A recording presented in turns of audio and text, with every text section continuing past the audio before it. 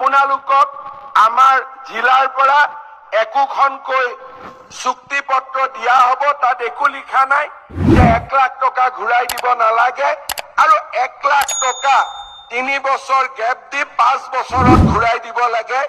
এই কথাখিনিয়ে লিখা এখন কাগজ পাব। এই দুইটা কাম আপোনালোকে 10 নৱেম্বৰৰ ভিতৰত সম্পূৰ্ণ কৰিব আৰু একজেক্টলি 10 তাৰিখে আপোনালোকৰ বেংক একাউণ্টত অতিৰিক্ত 25,000 টকা আমি সোমাই দিম। ইয়াৰ পিছত এই আঁচনিখন কেনেকে আগবাঢ়ি যাব? আমি আপোনালোকৰ লগত একোজন যুৱকক আমি নিযুক্তি কৰিছো। তেওঁক কোৱা হ'ব CMAAA ফেলো, অৰ্থাৎ তেওঁলোকে আপোনালোকৰ লগত মাজে মাজে কথা পাতিব, আপোনালোকৰ ব্যৱসায় বাণিজ্য তেওঁলোকে চাব, যোনে যি কাম কৰিছে।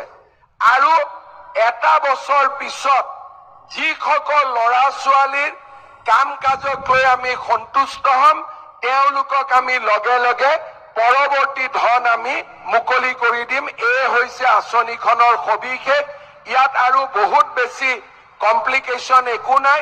আৰু যিজন ল'ৰা বা ছোৱালীয়ে আপোনালোকক মাজে মাজে দেখা সাক্ষাৎ কৰিব, চোৱা চিতা কৰিব, তেওঁলোকে ডাইৰেক্টলি আহি মোক বা বিমল বৰাক প্ৰতিবেদন দিব আৰু তাৰ ওপৰত ভিত্তি কৰি আমি পৰৱৰ্তী ধন আমি মুকলি কৰাৰ ব্যৱস্থা কৰিম। আজি 25,000 ল'ৰা ছোৱালীক আমি মাতিছো। আন বহুত ল'ৰা ছোৱালীয়ে অপেক্ষা কৰিছে যে আৰু বাকী 75,000 ল'ৰা ছোৱালীয়ে কেতিয়া এই আঁচনি পাব। এই অহা মাহৰ 5 অক্টোবৰ তাৰিখে আমি আবেদনৰ পৰ্টেল মুকলি কৰি দিম, যাতে আৰু 75,000 হিতাধিকাৰীক আমি অতি সোনকালে এই ধন আমি মুকলি কৰি দিব পাৰো। শ্ৰদ্ধাৰ যুৱক যুৱতী বন্ধু বান্ধৱীসকল, আমাৰ লক্ষ্য 2 লাখ ল'ৰা ছোৱালীক আমি সৃষ্টি কৰা।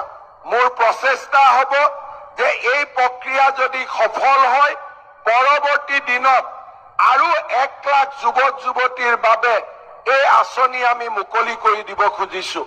অৰ্থাৎ সৰ্বমুঠ 2 লাখ ল'ৰা ছোৱালীক আমি এই আঁচনিৰ জৰিয়তে আমি আত্মনিৰ্ভৰ অসমৰ ফালে লৈ যোৱাৰ বাবে আমি চেষ্টা কৰিম। শ্ৰদ্ধাৰ যুৱক যুৱতী বন্ধু বান্ধৱীসকল, এই আঁচনিখন নিৰ্মাণ কৰোঁতে আৰু এই আঁচনিখন পৰিচালনা কৰোঁতে উদ্যোগ মন্ত্ৰী বিমল বৰা ডাঙৰীয়া, মুখ্য সচিব ৰবি কোটা ডাঙৰীয়া আৰু আমাৰ জিলাৰ গোটেই অফিচাৰসকলে যোৱা 2 মাহত অভূতপূৰ্ব কষ্ট আৰু ত্যাগ স্বীকাৰ কৰি এই আঁচনিখন আজিৰ পৰ্যায়লৈ লৈ আহিছে। মই বিশ্বাস কৰো যে অসম চৰকাৰৰ বিষয়া কৰ্মচাৰীসকলে আপোনালোকে শুনিলে মুখ্যমন্ত্ৰী মহোদয়ে কি ক'লে এই স্কিমৰ বিষয়ে। তো নতুন এটা পোৰ্টেল বনাই দিব, আকৌ এপ্লাই কৰিব লাগিব। যদি আকৌ এপ্লাই কৰিব লাগে তেনেহ'লে আগৰ 75,000 বেনিফিচিয়াৰীসকলক কি কৰিব আৰু নতুন এড হ'ব সিহঁতক কি কৰিব, চবকেইটাক দিবনে? তো এই বিষয়ে আপোনালোকে নিশ্চয় তলত কমেণ্ট কৰি জনাই দিব।